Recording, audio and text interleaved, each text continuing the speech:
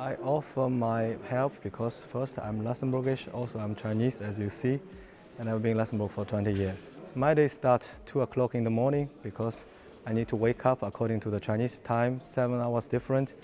We need to wake up and contact the Chinese side and find the reliable supplier because at the moment it's really difficult to find medical goods and bring to Luxembourg and even to buy it.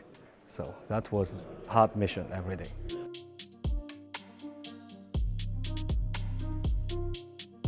The reason I'm here is to utilize my experience and knowledge to help Luxembourg to do the procurement in China.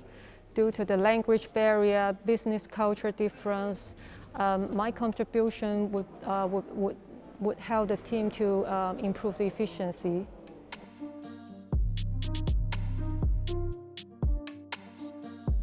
I was asked by friends, Luxembourgish friends, whether I could come and help with at the Crisis Management Center because I'm Korean and I speak the language.